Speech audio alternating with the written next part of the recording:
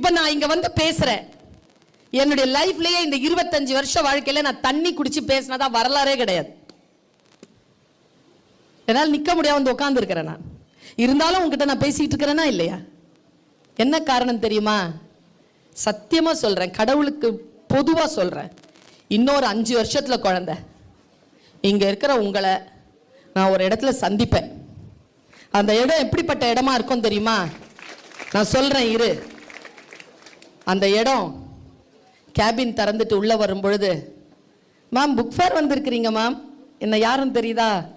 அன்னைக்கு நான் சக்தி ஸ்கூல்ல +2 படிச்சுட்டு இருந்தேன் மேம், நீங்க பேச வந்தீங்க, நான் இப்போ இங்க சப் கலெக்டரா இருக்கேன் மேம். சொல்லிட மாட்டியா?